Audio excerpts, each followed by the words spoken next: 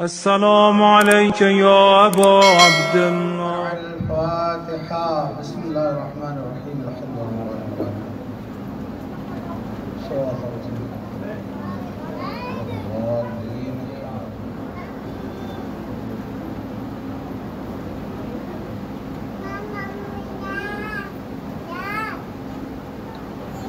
رب اشرح لي صدري ويسر لي امري واحلل عقدة من لساني يفقهوا قولي. سبحان ربك رب العزة عما يصفون وسلام على المرسلين والحمد لله رب العالمين. أعوذ بالله السميع العليم من الشيطان اللعين الرجيم. بسم الله الرحمن الرحيم. الحمد لله على ما عرفنا من نفسه وألهمنا من شكره وفتح لنا من أبواب العلم بربوبيته وجنبنا من شكه وشركه ونشهد أن لا إله إلا الله وحده لا شريك له ونشهد أن سيدنا ونبينا وحبيبنا ورحيمنا وكريمنا وغوثنا ومغيثنا ومعيننا ومعيننا وسراجنا وأشرفنا وجعفرنا وصادقنا وطبيبنا وطبيب قلوبنا وشفاء صدورنا ونور أولنا ونور آخرنا ونور ظاهرنا ونور باطننا ونور عرش ربنا ونور أرض ربنا ونور لوح ربنا ونور قلم ربنا ونور قرآننا سيدنا وسندنا ومأوانا وملجانا ومقتدانا وأعلانا وأولانا ومولانا الرسول المسدد المحمود الأحمد المصطفى الأمجد أبي القاسم محمد. اللهم صل على محمد وآل محمد. اللهم صل وسلم على سيدنا مولانا محمد الذي كان عليا في الدرجات وفاطما في تطهيرات وحسنا في صفات وشهيدا في تجليات وزين العابدين بعبادات وباقرا في العلم الأولين والآخرين بمعلومات وصادقا في الأقوال وكاظما في جميع أهوال ومتمكنا في مقام الرضا وجوادا كفه عند لطاف وهاديا إلى سبيل النجاة وعسكريا مع الغزاة ومهديا إلى طريق اليقين والنجاة. صلوات. اللهم صل على محمد وآل محمد ولعنة الله على أعداء محمد وآل محمد من الأولين والآخرين من يومنا هذا إلى يوم الدين. أما بعد، قال الله تبارك وتعالى في القرآن المجيد والفرقان الحميد: فأعوذ بالله السميع العليم من الشيطان اللعين الرجيم. بسم الله الرحمن الرحيم. ألف لام ميم ذلك الكتاب لا ريب فيه هدى للمتقين الذين يؤمنون بالغيب ويقيمون الصلاة ومما رزقناهم ينفقون. صلوات. اللهم صل على محمد وآل محمد وعجل فرجه. من علينا ربنا إذ بعث محمدا أيده بأيده أيدنا بأحمدا أرسله مبشرا أرسله ممجدا أرسله مبشرا أرسله ممجدا صلوا عليه دائما صلوا عليه سرمدا. ہم گناہگاروں سیاہکاروں کے درمیان آمد اہل بیت پر بآواز بلند صلوات. اللہم صلی علی محمد وآل محمد وعجل فرجہ. عظمت اہل بیت پر ایک مرتبہ اور. اللہم صلی علی محمد وآل محمد وعجل فرجہ. خاندان کوثر پر ایک مرتبہ اور. اللہم صلی علی محمد وآل محمد وعجل. نعرہ تکبیر. اللہ اکبر. نعرہ رسالت. یا رسول اللہ. نعرہ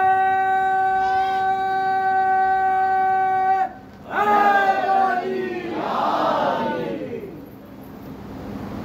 مولا کے کرم سے اس سال بھی माह रमज़ान में मदीना मुनव्वरा में रहा।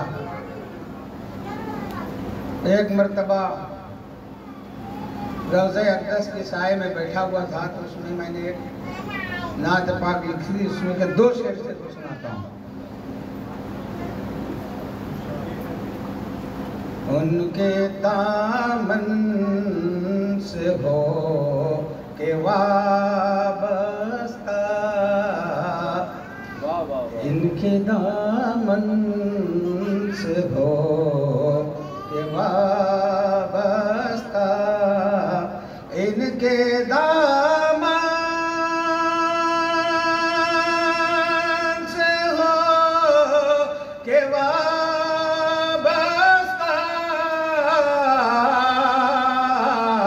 सबसे दामन छोड़ा लिया हमने,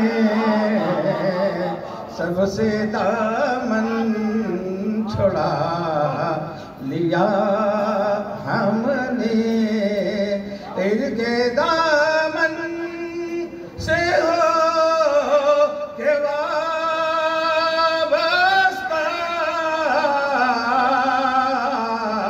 सबसे दामन छोड़ा लिया हमने, भेज कर लानते कमीनों पर,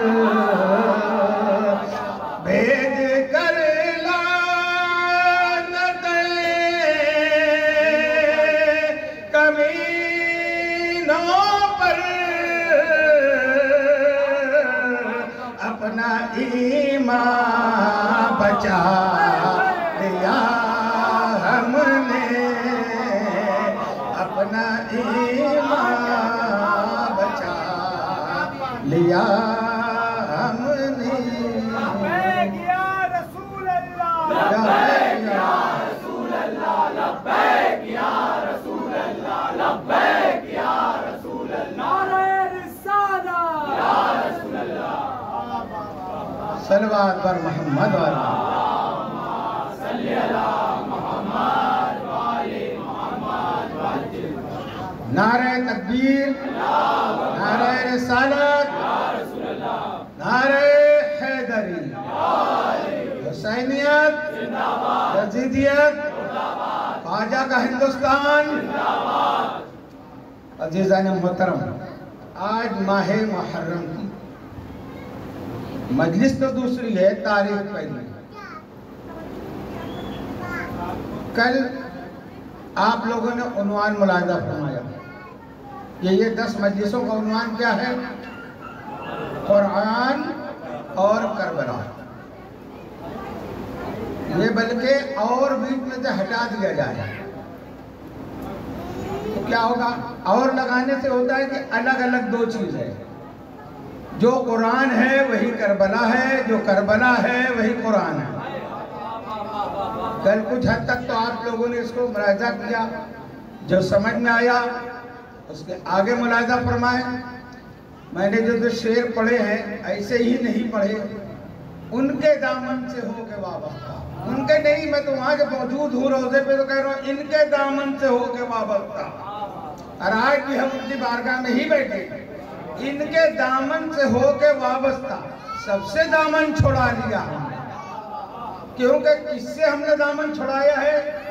जो महशर में हमारा दामन छोड़ने वाले, जो न कब्र में साथ आएंगे, न हश्र में साथ आएंगे, न किसी मुश्किल मंजिल में साथ आएंगे, उनसे हमने दामन छुड़ा लिया। दामन किसका थाम लिया है? जो हर जगह हमारा हाथ पकड़ के मुश्किल मंजिलों से पार कराए। हमको कोई चिंता नहीं है, कोई फिक्र नहीं है, ना हमको मरने की फिक्र है, ना हमको कब्र की फिक्र है, ना हमको हश्र की फिक्र है। फिक्र एक है, वो एक फिक्र ये है कि मोहम्मद और आले मोहम्मद हमसे राजी रहे, सैयदा हमसे राजी रहे। ये राजी है तो अल्लाह हमसे राजी है, और अगर अल्लाह राजी है तो खुद बखुद रजी अल्लाह बन जाएगा। किसी के बोलने से कोई रजी अल्लाह नहीं बनता, ان کے راضی ہونے سے اللہ راضی ہوتا ہے. جب اللہ راضی ہوتا ہے تو وہ بندہ رضی اللہ بنتا ہے. تو رضی اللہ کوئی مخصوص ڈگری نہیں ہے، کوئی ایک زمانے کے لیے نہیں ہے، کوئی ایک قوم کے لیے نہیں ہے. تا قیامت جس سے سیدہ راضی ہے وہ رضی اللہ ہے. اور تا قیامت اس زمانے سے لے کر تا قیامت جو بھی ان کی شان میں گستاخی کرے گا اللہ اس سے راضی نہیں ہو، چاہے رسول کے اغل میں ہو یا بغل میں. صلوات علی محمد.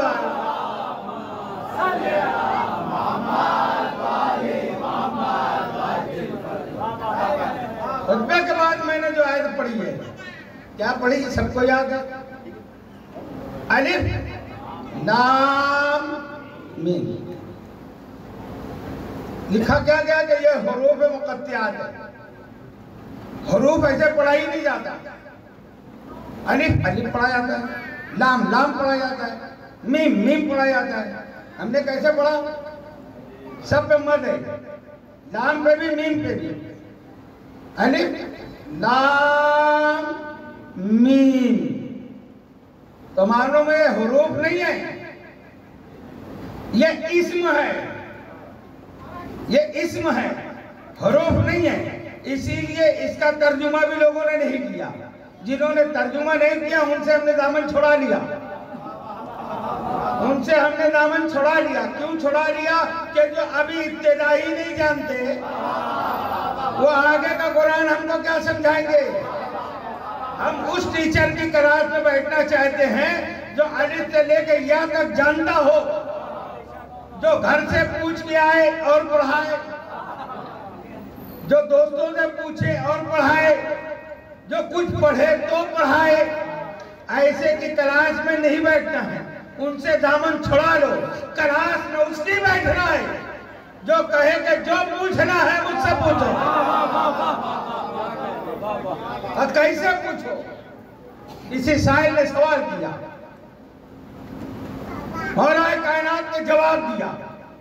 پورا واقعہ نہیں پڑھتا، مگر اس نے یہ سوال کیا کہ آپ نے ایک لمحہ بھی نہیں سوچا اور جواب دے دیا.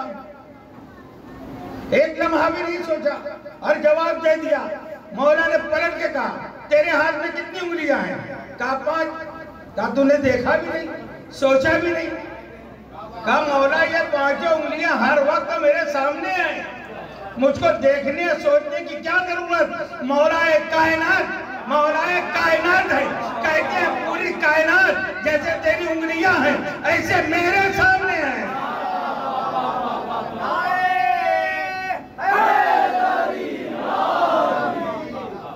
مجھ کو سوچنے اور پوچھنے کی ضرورت نہیں ہے. تو الف لام میم حروف مقطعات ہیں. آگے ترجمہ کیا ذالک لام میم ذالک الکتاب لا ریب فیہ. اس سے پہلے بھی میں شاید اس پہ کہہ چکا ہوں، یاد ہے؟ یہ وہ کتاب ہے جس میں شک کی گنجائش نہیں. پہلی بات یہ جو لگا رہے ہیں اس میں کوئی حرف نہیں ہے جس کا ترجمہ یہ بنے. ذالکہ ہے، ذالکہ کا معنی ہے وہ کتاب جس میں شک نہیں. تو وہ کتاب ہے کون؟ اب یہ ہے الف لام میم. کیا ہے؟ قرآن. کیا ہے؟ قرآن. ذالک الکتاب لا ریب فیہ کیا ہے؟ قرآن. ہے تو آیت قرآن کی ہے. قرآن ہی ہمیں پتہ بتا رہا ہے. اب آؤ، قرآن کا ایک ترجمہ نہیں. میرے مولا فرماتے ہیں اس کا ظاہر ایک ہے، اس کا باطن 70 ہے. اس کا باطن 70 ہے. ایک تفسیر میں، تفسیر البرہان میں ہے الف لام میم. اللہ کہہ رہے ہیں انا لہو، وہ میں ہوں. میم سے محمد. اور دوسرا اور آسان کیا، الف لام ہے آل کے لیے، میم ہے محمد کے لیے، آل محمد. اب جب عربی کا ایک قاعدہ بھی ہے کہ ذالکہ جو آتا ہے وہ ذالکہ اپنے پہلے والوں کو بتاتا ہے کہ وہ کیا ہیں، اور انہوں نے ترجمے میں گھال میل کر کے آگے کر دیا کہ ذالکہ یہ وہ کتاب ہے. کتاب تو بعد میں ہے نا، ذالکل کتاب، کتاب بعد میں ہے نا ذالکہ کے. تو ہم کو چاہیے ذالکہ سے پہلے کیا ہے. تو ذالکہ سے پہلے الف لام میم. جب تک الف لام میم سمجھ میں نہیں آئے گا، ذالکہ سمجھ میں نہیں آئے گا. تو الف لام میم قرآن ہے، اور قرآن خود قرآن ہو کے بتا دے رہا ہے کربلا کا. قرآن سوکت قرآن خود قرآن ہو کے بتا دے رہا ہے کربلا کا. کیا بتا رہے؟ آل محمد وہ کتاب ہے جس میں شک کی گنجائش نہیں ہے. پھر ایک تفصیل میں آتا ہے کہ کتاب سے مراد کون ہے؟ تمام ائمہ معصومین ہیں، مگر کتاب بالخصوص جو ہے وہ ہے مولا کائنات علی ابن ابی طالب. تو الف لام میم قرآن کتاب ہے کربلا، کتاب ہوئی کربلا. اب دیکھیے قرآن ہم کو راستہ بتا رہا ہے. کس کو راستہ ملے گا؟ ہدی للمتقین. جو متقی ہیں ان کے لیے قرآن، تو متقی کے لیے ہدایت ہے، اور جو متقی نہیں ہے اس کے لیے قرآن ہدایت متقین کے لیے، اور جو متقی نہیں ہے اس کے لیے ہدایت کون ہے؟ سوچتے ہیں نا، ارے ہم مومن ہیں، متقی ہیں، مولا کو ماننے والے ہیں، قرآن ہماری ہدایت کرے گا. اور جو نہیں ہے متقی اس کے لیے کون ہے ہادی؟ اللہ کہہ رہا ہے میں نے ہر زمانے میں ہادی رکھے ہیں. ہادی ہے تو پھر ہادی ہے کون؟ وہ ہادی ہے کربلا والے کا بیٹا. متقین یہ ترجمہ ڈرنا جو کرتے ہیں، یا ایھا الذین آمنوا اتقوا اللہ بھی آئے گا اگلے جملے میں کہ اللہ سے ڈرو. اللہ سے ڈرنے والے نہیں، اللہ کی رضا تلاش کرنے والے. اللہ کی رضا تلاش کرنے والے. جو اللہ کی رضا تلاش کرے گا، ہدایت کو تلاش کرے گا، تو اس کے لیے آج بھی اللہ نے پردہ غیب میں ایک ہادی مقرر کیا ہوا ہے. ترجمہ کہیں سے کہیں لے جانا الگ بات ہے، حقیقت بتانا منبر سے الگ بات ہے. ہدی للمتقین. اب دیکھیے متقین کی صفت کیا ہے؟ یؤمنون بالغیب. پہلی صفت متقین کی یہ ہے کہ وہ غیب پر ایمان رکھتے ہیں. اس پر غیب پر. اب جتنے مسلمان ہیں، کسی نے جنت دیکھی ہے، جہنم دیکھی ہے، فرشتوں کو دیکھا ہے؟ نہیں دیکھا. ملائکہ کو دیکھا؟ نہیں دیکھا. جنوں کو دیکھا؟ نہیں دیکھا. مگر سب مانتے ہیں کہ جنت ہے، جہنم ہے، ملائکہ ہیں، حور و غلمان ہے. یہ کیوں یقین ہو گیا؟ سن کے. آج جتنے بیٹھے ہو، کوئی جاپان گیا ہے؟ نہیں گیا ہے. وہ سب مانتے ہو کہ کہیں نہ کہیں ایک ملک ہے جس کا نام جاپان ہے. کیوں؟ یہ روزانہ جو سنتے ہیں جاپان میڈ ان جاپان، یہ جاپان کی ہے، یہ چیز ہے، یہ جاپان ایسا ہے، جاپان ایسا کرتا ہے. یہ سنتے یقین ہو گئے، دیکھا نہیں ہے. تو ایسا غیب نہیں اللہ کہہ رہا ہے کہ جو سن کے تم ماننے لگو. یہاں جنت ہے، جہنم ہے، ملائکہ ہے. ارے وہ تو بعد کی بات ہے نا مرنے کے. جنت، جہنم، ملائکہ، حور، غلمان، نہریں جتنے بھی ہیں، یہ مرنے کے بعد کی بات ہے. اللہ دنیا میں کہہ رہا ہے یہ قرآن ہدایت کس کی کرے گا؟ ہدی للمتقین الذین یؤمنون بالغیب. وہ لوگ جو غیب پر ایمان رکھتے ہیں. کربلا میں ہر امام کو شہید کیا گیا، ہر امام کو زہر دیا گیا، تو اللہ نے ایک امام کو پردہ غیب میں رکھا. اب جو اس امام کو مانے گا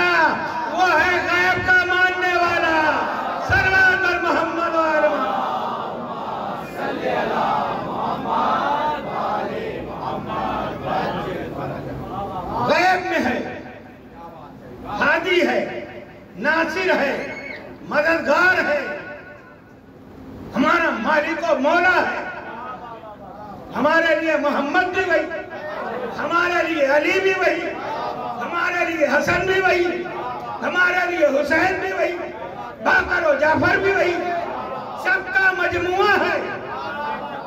لبیک یا مہدی، لبیک یا مہدی، لبیک یا مہدی، لبیک یا مہدی، لبیک یا تو ایمان بالغیب، جنت جہنم کی اللہ نے بات ہی نہیں کی ہے کہ جو غیب یعنی جنت پر ایمان رکھتا ہو، جو دوزخ پر ایمان رکھتا ہو. اللہ نے بات کامن کی ہے. اب جو اہل قرآن ہے وہ بتائیں گے کہ یہاں غیب سے مراد کیا ہے.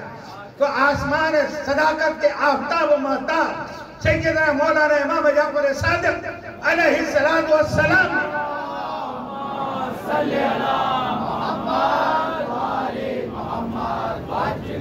یہ بتایا کہ یہاں غیب سے مراد ہے کہ جو لوگ بھی امام زمانہ علیہ السلام کی غیبت پر یقین رکھتے ہیں اور یہ بھی یقین رکھتے ہیں کہ وہ آئیں گے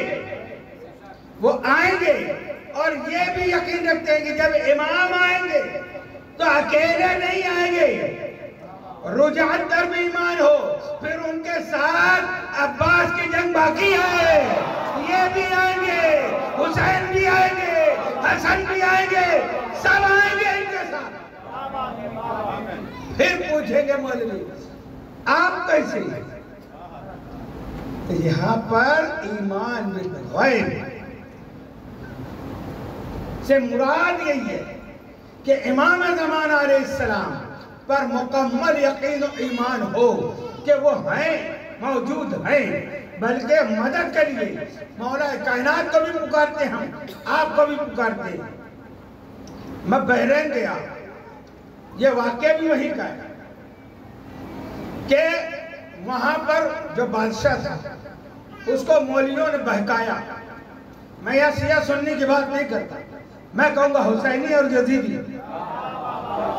کہ یزیدیوں نے بادشاہ کو بہکایا کہ یہ جو حسینی ہے نا،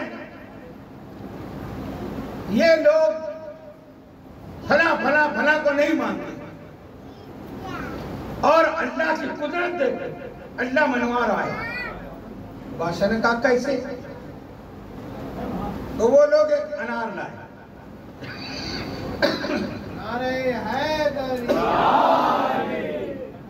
ایک انار لائے.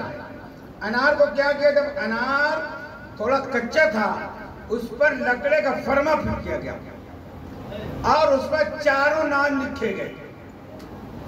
جیسے جیسے وہ چھلکا پکتے گیا وہ فرمے کا نام جو ہے اس کے اوپر ابھرتا گیا. تو وہ ملاؤں نے بادشاہ کو بتایا کہ اگر دیکھو یہ اللہ نے پیدا کیا ہے انار، اگر یہ صحیح نہ ہوتے، حق نہ ہوتے تو یہ اللہ کی قدرت ظاہر نہ ہوتی.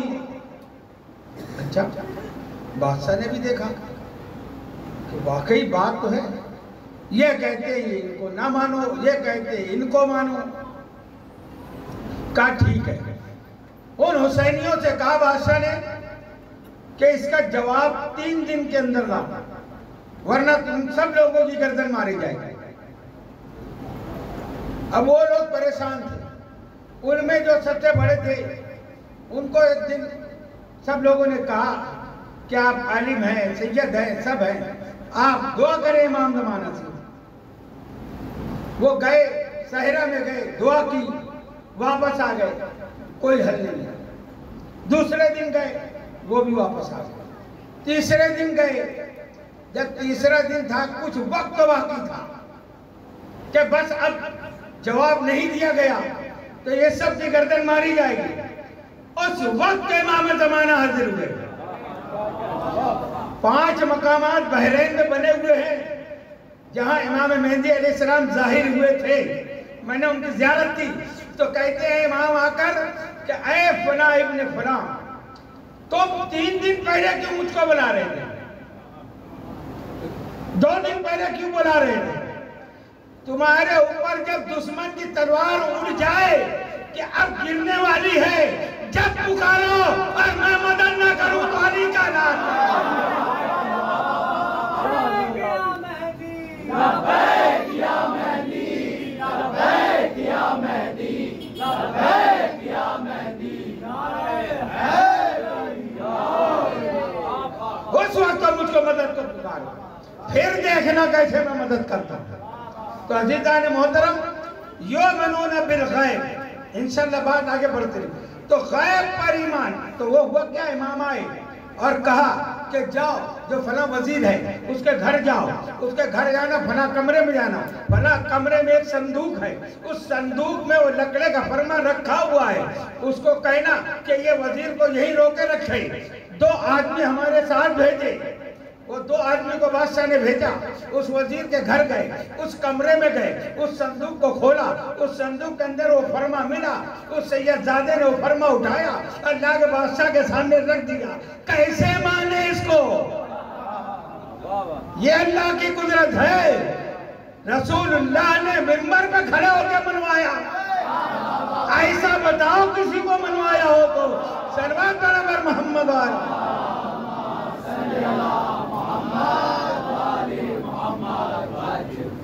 تو غیب پر ایمان ایسا ہونا چاہیے امام کو، ہر وقت ان کی رضا ہمارے نگاہ میں، ان کی اطاعت، ان کی فرما برداری، ان کی محبت سے ہمارا دل ایک لمحے کے لیے خالی نہ ہو۔ یؤمنون بالغیب ویقیمون الصلاۃ، اور نماز کو قائم کرتے ہیں۔ ایک معنی یہ بھی ہے، نماز کو قائم کرتے ہیں۔ ہم اپنے آپ کو دیکھیں کہ کتنے وقت کی نماز پڑھتے ہیں۔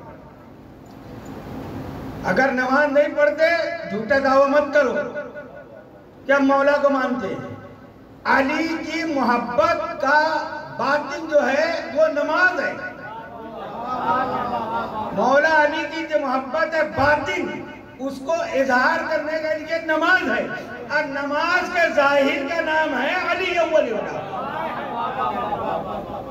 پھر ایک تفسیر اہل بیت فرماتے ہیں وَيُقِيمُونَ الصَّلَاةَ، نماز قائم کرتے ہیں۔ تو نماز قائم کیسے ہوتی ہے؟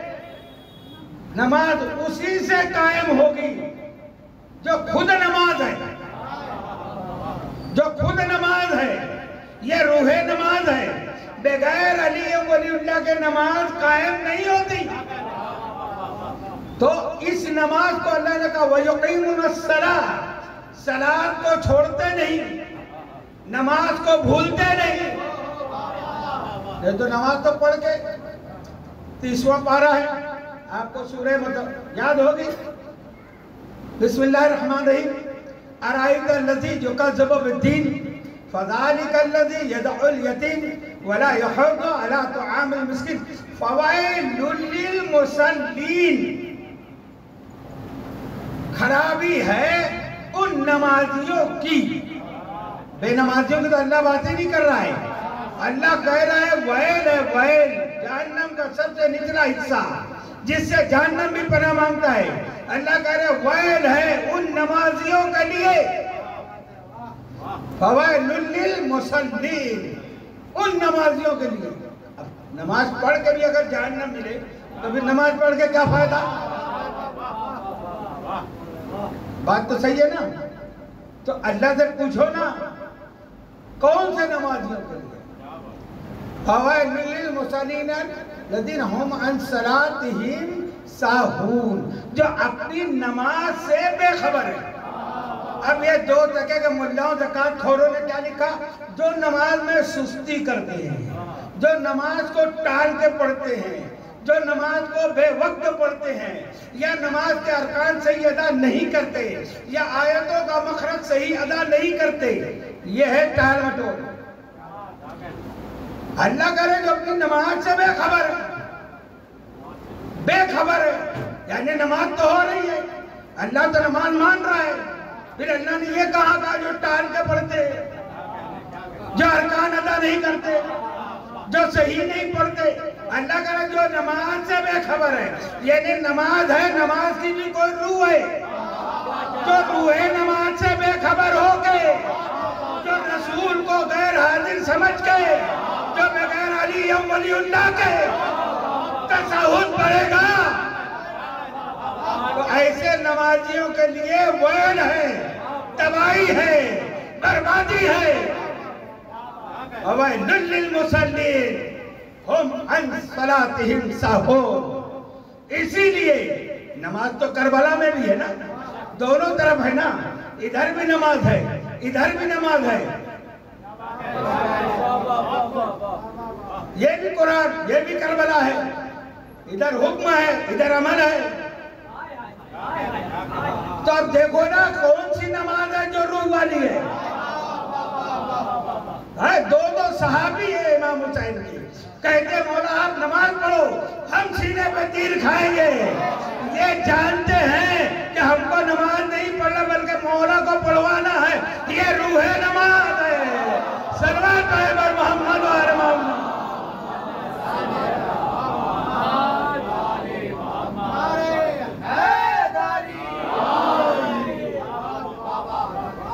نماز ان الصلاۃ تنہی عن الفحشاء والمنکر، نماز بے حیائی سے روکتی ہے، برائی سے روکتی ہے، بے حیائی سے اور برائی سے۔ اصلاح معاشرہ چاہتے ہو تو نمازی بن جاؤ، مگر ایسے نمازی نہیں کہ ڈن بیٹھک اٹھک بیٹھک۔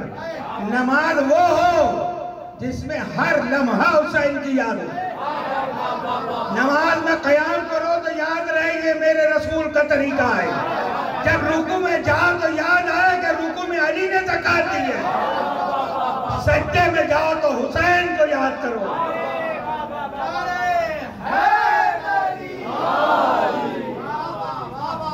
نماز کے لیے حسین نے سر نہیں کٹایا، نماز کو بچانے کے لیے، نماز کو زندگی دینے کے لیے روح نماز نے قربانی دی ہے۔ اگر حسین مانتے ہو نماز نہیں پڑھتے، اس کو جواب دو کہ تم دیر کر کے پڑھتے ہو، ہم وہ وقت پڑھتے۔ کیوں شرمندگی اٹھانے کا کام ہو؟ کام وہ ہو کہ جب ان کا نام لیا، ان کے دامن سے وابستہ ہو گیا تو ہو گیا، پھر کوئی انگلی نہ رکھ سکے ہمارے عمل پہ، ہمارے معاشرے پہ، ہمارے اتحاد پہ، ہمارے ایک دوسرے کے احترام پہ، ہماری ماں بہنوں کے حقوق ادا کرنے میں کوئی انگلی نہ لگ سکے۔ وہ یہ صرف دیکھ لے کہ یہ حسینی ہے۔ یہاں کوئی برائی مل ہی نہیں سکتی، کیونکہ یہاں صرف نماز نہیں ہے، روح نماز بھی ہے۔ اور نماز ہی پہ پوری گفتگو جائے، وقت کم ہے۔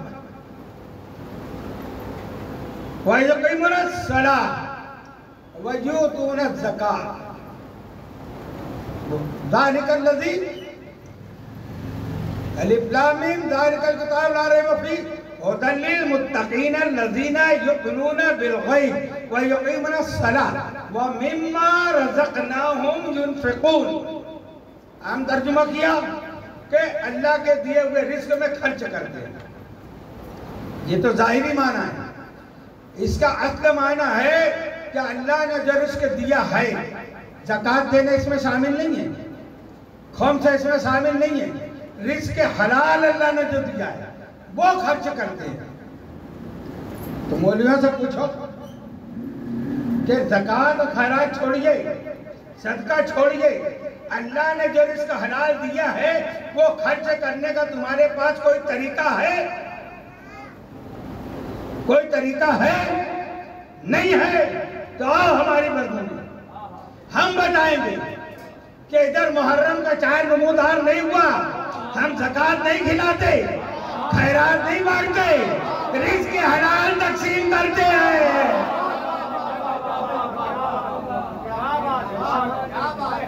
یہ بادشاہ حسین کہنے والے میرے خواجہ نے ہم کو تعلیم دی ہے کہ میرے جد کا تذکرہ ایسے ہونا چاہیے۔ تقریریں کر کے مسجد سے بھگا دینا ان کا کام ہے، مولا کی منقبت سنا کے کھانا کھلا کے بھیجنا یہ خواجہ والوں کا کام ہے۔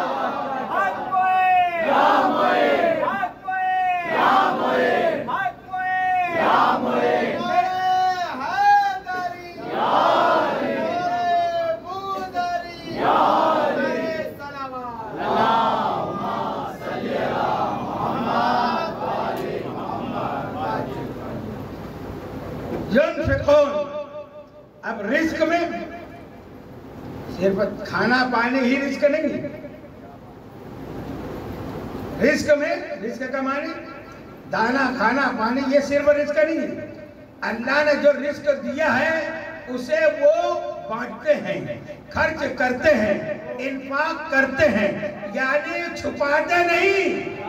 اللہ نے علم دیا ہے, رزق علم ہے تو علم بھی بانٹتے ہیں. یہ مجلسیں کیا ہے؟ ينفقون ہے. اللہ نے ہمیں علم دیا ہے, ہم مومنوں کو بلا کر, انسانوں کو بلا کر یہ جو علم دے رہے ہیں یہ ينفقون ہے. یہ جو عزت دے رہے ہیں یہ ينفقون ہے. ان کے پاس کوئی عمل نہیں ہے تو یہ علم بانٹنے نکلے ہیں. صدقہ خیرات چرم قربانی سب جمع کرو. یہ نہیں ہے. اللہ نے تو کہا نا, مولوی سمجھتا نہیں تو خالی کھانا پینا بانٹ رہا ہے. اللہ نے علم دیا ہے وہ بھی بانٹ, مگر بانٹے گا کیسے؟ اگر حقیقت میں بانٹے گا تو اس کے پاس سے لوگ چھٹ جائیں گے, روضہ حسین پہ آ جائیں گے, در غریب نواز پہ آ جائیں گے, مولویوں کی ساری چوری چوری ختم ہو جائے گی. تو یہ علم کو چھپاتے ہیں. اللہ کے نبی نے یہی کہا کہ اے لوگوں, جو کام بنی اسرائیل نے کیے ہیں میری امت بھی کرے گی. کیا کہا نبی نے؟ جو کام بنی اسرائیل نے کیے میری امت بھی کرے گی. تو اب دیکھو بنی اسرائیل نے کیا کیا کیا. اس کے لیے وقت نکالو, کتابیں پڑھو, قرآن پڑھو. نہیں نکلتا وقت تو کم سے کم ان مجالس میں آؤ تاکہ معلوم پڑے بنی اسرائیل کے مولویوں نے کیا کیا کیا. بادشاہ نے جو کہا اس کے من کا فتویٰ دے دیا. ہاں, خود غزالی نے اپنی کتاب میں بھی لکھا ہے مکاشفۃ القلوب میں کہ ایک مرتبہ رمضان سخت گرمی میں آ گیا تو بادشاہ سے لوگوں نے کہا کہ بڑی گرمی ہے سرکار, کہا مولویوں کو بلاؤ. وہ آئے, کہا ایسا ہے کہ تھوڑا باہر کے موسم میں لے چلو, اس کو نہ گرمی میں رکھیں نہ سردی میں رکھیں گے, موسم باہر میں روزہ رکھیں گے, 30 کے بجائے 40 رکھیں گے. کیا رکھیں گے؟ یہ حل کس نے نکالا؟ ہاں, اللہ کا حکم کیوں کیسے توڑ مروڑ کے بادشاہوں کو خوش کرنے کے لیے یہ فتوے نکلتے ہیں. تو یہ فتویٰ تھا 30 کے بجائے 40 رکھو, موسم باہر میں رکھ لو.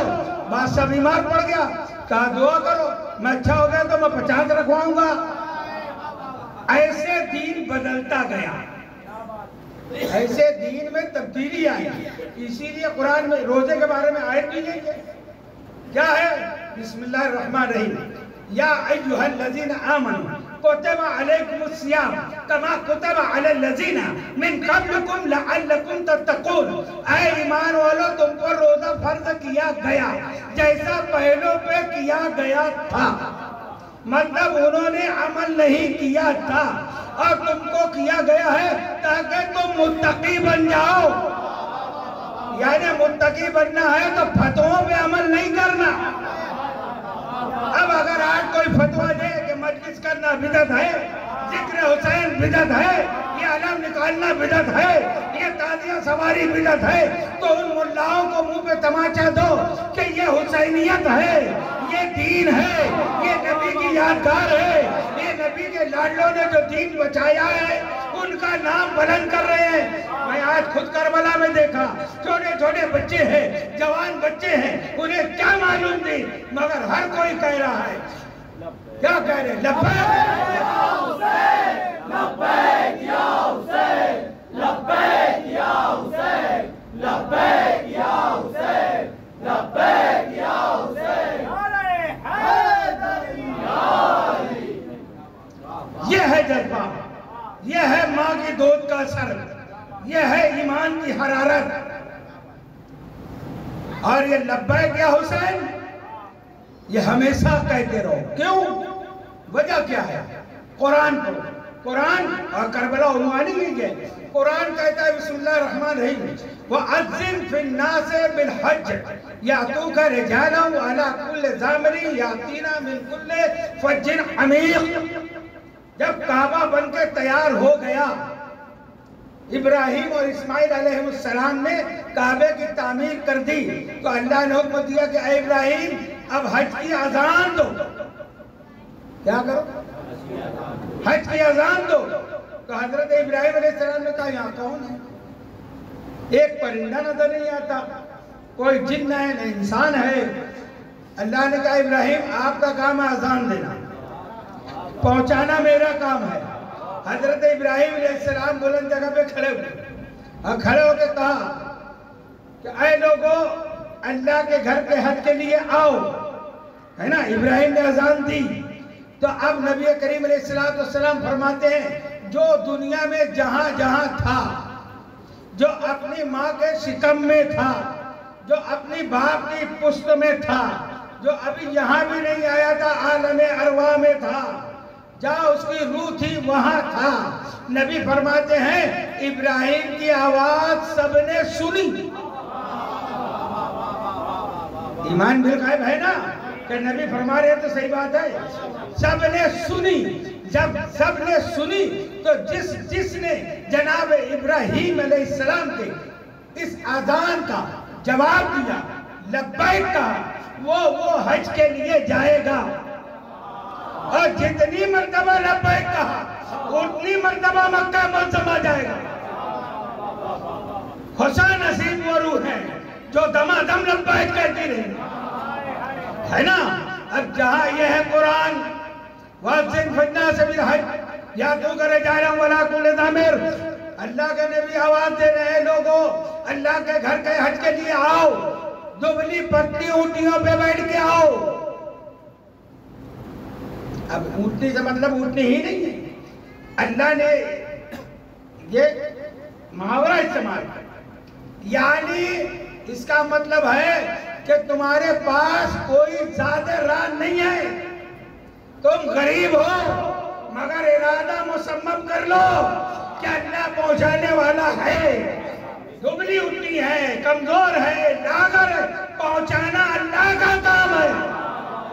تو جیسے ابراہیم کی اذان کا جواب جس نے دیا وہ مکہ معظمہ پہنچے گا, اسی طرح عالم ارواح میں جب اللہ نے عہد لیا تھا اے تمام انبیاء, اے تمام صلحاء, اے تمام انسانوں, بتاؤ میرے اوپر میرے دین پر وقت پڑے گا, کون بچائے گا؟ کون بچائے گا؟ بڑے بڑے انبیاء سر جھکائے کھڑے رہے. ایک روح آواز بلند ہوئی, ایک آواز بلند ہوئی, یا اللہ میں, یا اللہ میں بچاؤں گا. وہ کس کی آواز تھی؟ وہ آواز کس کی تھی؟ بادشاہ حسین کی آواز. اللہ نے پھر بتانا شروع کیا کہ حسین آسان نہیں ہے, حسین وطن چھوڑنا پڑے گا, کہا منظور ہے. حسین بچوں کو قربان کرنا پڑے گا, کہا منظور ہے. حسین بہنیں بے پردہ ہو جائے گی, کہا منظور ہے. حسین پیاسا رہنا پڑے گا, کہا منظور ہے. حسین ذبح ہونا پڑے گا, منظور ہے مولا. اس وقت حسین نے کہا حل من ناصر ینصرنا, اب اس کام کے لیے کون ہے جو میری مدد کرے؟ اب جو لبیک یا حسین کا وہ سب کربلا پہنچیں گے. لبیک یا حسین, لبیک یا حسین, لبیک یا حسین, لبیک یا حسین, لبیک یا حسین, لبیک یا حسین, لبیک یا حسین. ہماری درسگاہ کربلا, کربلا, حق کا سیدھا راستہ کربلا, کربلا, ہے ہماری درسگاہ کربلا, کربلا, حسینیت کا مدرسہ کربلا, کربلا, ارے حیدری. کربلا کربلا ہے. اللہ سب لوگوں کو کربلا کی حاضری نصیب کرے. اور اگر کوئی غریب ہے کربلا نہیں جا سکتا تو مایوس مت ہونا. میرے آقا امام جعفر صادق علیہ السلام فرماتے ہیں کہ وہ غریب اپنے گھر کی چھت پہ چڑھ جائے, اور اپنے آپ کو تصور میں دیکھے کہ میں مزار حسین کے سامنے کھڑا ہوں اور طواف کر رہا ہوں حسین کی مزار کا، اور پھر کہے السلام علیکہ یا ابا عبداللہ،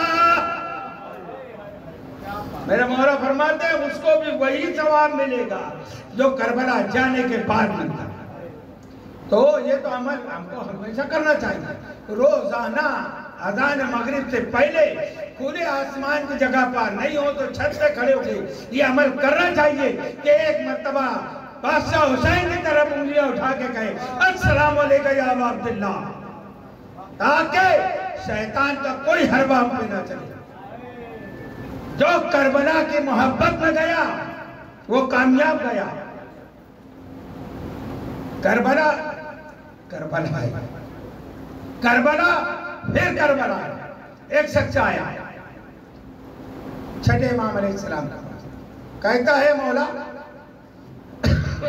اگر کربلا میں کوئی مر گیا تو کہا جنت میں جائے گا۔ اچھا اگر کوئی اونٹ مر گیا تو کوئی اونٹ جنت جائے گا؟ تو جائے گا۔ کون جائے گا؟ جناب صالح کی اونٹنی۔ یہ تو قرآن میں ہے، قرآن اور کربلا۔ دیکھو چھٹے امام بتا رہے ہیں، کیا کہہ رہے ہیں؟ وہ اونٹنی جو صالح علیہ السلام کی ہے وہ جنت جائے گی، اور جتنی اونٹنیاں کربلا میں مرے گی وہ بھی جنت جائے گی۔ آگے بڑھا، کہا کوئی گدھا بھی جنت میں جائے گا؟ کہا جائے گا۔ کہا بلم باور کا گدھا جنت میں جائے گا، مگر جتنے گدھے کربلا میں مریں گے وہ بھی جنت میں جائیں گے۔ اب سوالی اور سوال کو پیچیدہ کیا، مشکل کیا۔ ابھی تو یہ حلال جانور تھا، پھر گدھا حرام، اس کے بعد نجس العین کا نام لیا۔ کہا مولا کوئی کتا بھی جنت میں جائے گا؟ کل ہی بتایا ہوں میں، اصحاب کہف کا کتا اور جتنے کتے کربلا میں مریں گے وہ بھی جنت میں جائیں گے۔ نجس ہے، جنت میں کیسے جائیں گے؟ تو میں نے کہا کربلا کربلا ہے۔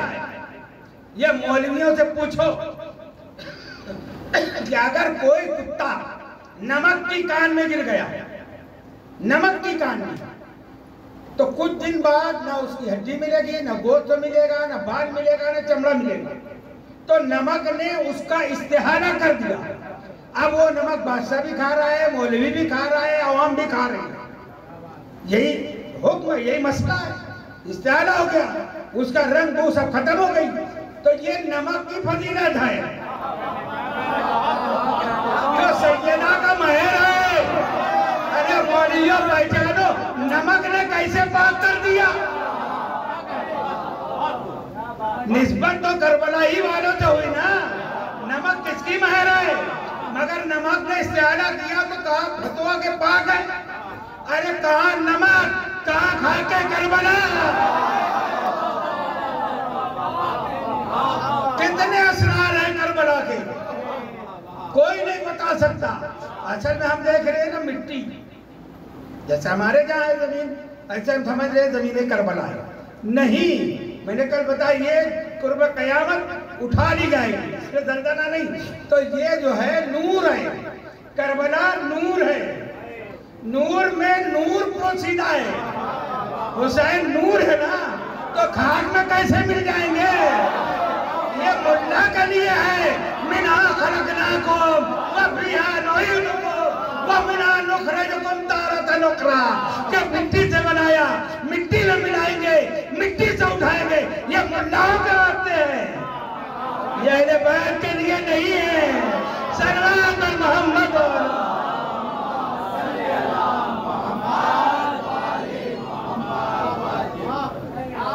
اب آپ سوچیں کہ مولانا نے کہہ دیا نور ہے مان لیا جائے، نہیں، ہر بات نہیں سمجھ میں مجھ سے پوچھو، یہاں نہیں پوچھ سکتے، کمرے میں پوچھو کہ یہ کیسے کہی آپ نے۔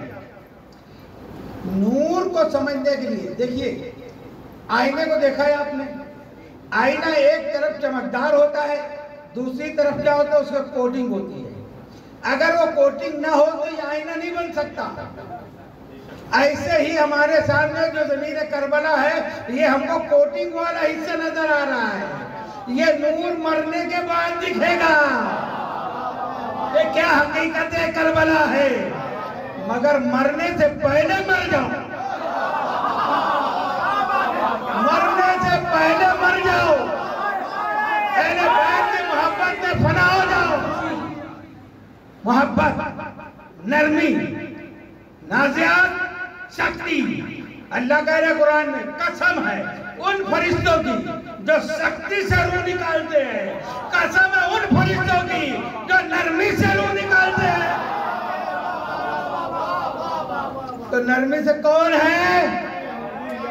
کون نکالتا ہے؟ جس سے سیدہ نے وعدہ لیا، جس سے علی نے وعدہ لیا، جس سے نبی نے وعدہ لیا۔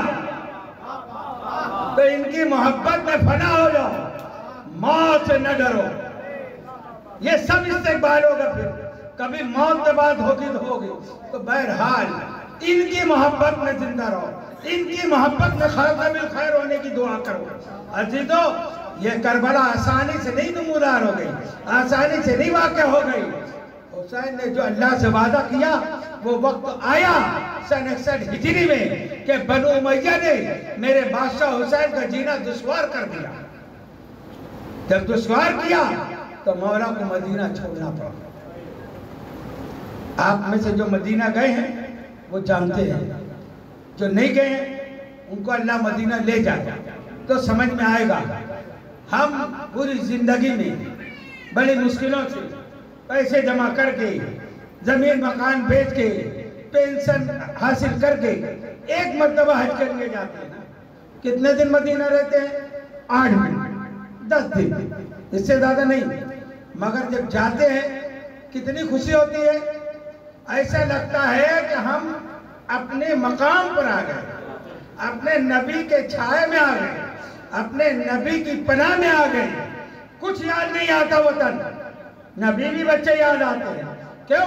کہ نبی سے جو ہماری روحانی رشتہ ہے، محبت ہے، ایمان ہے، تو 8 دن حاجی ایسے رہتا ہے کہ اس میں خوشی کی انتہا نہیں رہتی، اس کی معراج رہتی ہے کہ مدینہ آ گیا، گنبد خضرا کا دیدار نصیب ہو گیا۔ مگر ایک دن پہلے جب مؤذن کہتا ہے کہ سامان باندھ لو سفر کا، کل جانا ہے، تو اب نہ کھانا اچھا لگتا ہے، نہ پانی اچھا لگتا ہے، نہ نیند آتی ہے، نہ دن اچھا لگتا ہے، نہ رات اچھی لگتی ہے۔ بار بار گنبد خضرا پہ حاضری، بار بار روضہ رسول پہ حاضر ہوتا ہے، بار بار جنت البقیع میں حاضر ہوتا ہے۔ سیدہ، یہ حاضری میری آخری نہ ہو، یا رسول اللہ یہ میری آخری حاضری نہ ہو، مجھے بار بار بلانا۔ پوچھو ان حاجیوں سے کہ کیسے کلیجہ پھٹتا ہے، یہ 8 دن رہنے کا نتیجہ ہے۔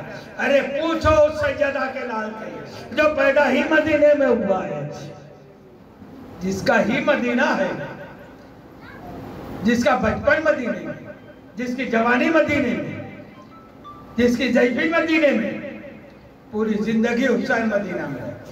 میرے مولا حسین نے کیسے مدینہ چھوڑا، کوئی بتا ہی نہیں سکتا، کوئی سمجھا ہی نہیں سکتا، بس روایتیں جتنی ملتی ہیں وہی سنا سکتے ہیں۔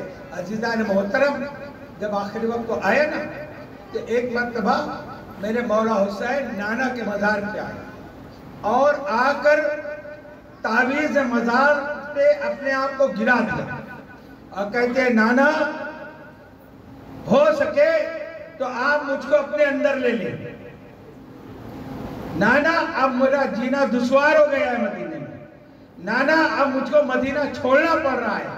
یہ استغاثہ کرتے کرتے مولا حسین پر نیند غالب ہوئی۔ اب نیند جب غالب ہوئی تو خواب دیکھا۔ کیا خواب دیکھے کہ نبی فرما رہے بیٹا حسین بچپن کا وعدہ یاد ہے، دین بچانا ہے، آپ کو کربلا جانا ہے، اور بیٹا یہ نہ سمجھنا کہ تم اکیلے ہو، میں آپ کے ساتھ ساتھ ہوں۔ نیند سے بیدار ہوئے، نانا کو سلام کیا، روتے ہوئے قبروں کو بوسہ دیتے ہوئے روضے سے باہر آئے اور سیدھا جنت البقیع میں گئے۔ کہاں گئے؟ اماں کے مزار پر گئے۔ खातून क़यामत के लहद में गए और जाके जाते ही साथ जैसे 6 महीने का बच्चा अपनी कोहनियों के जैसे चलता है ना, हुसैन ऐसे चल के गए, सीधे नहीं, बच्चे की तरह जाके माँ की कब्र से लिपट गए। अम्मा मैं जा रहा हूँ, अम्मा मैं करबला जा रहा हूँ। और ए मेरी अम्मा, जब तुम्हारा आखिरी वक्त था, जब तुम कफन पहन चुकी थी, तो मैं तुम्हारे जनाजे के करीब नहीं आ रहा था। मैंने क्या कहा था, जब मेरी माँ मुझको आवाज देगी कि हुसैन आ, तो मैं जनाजे पे आया था। तो अम्मा अब मैं जा रहा हूँ, मगर एक वादा मुझसे करो, अम्मा कोई करबला आए या ना आए, अम्मा तुम जरूर आना। खुदा किसी गम में न रुलाए सिवाय गमे मजलूम करबला के।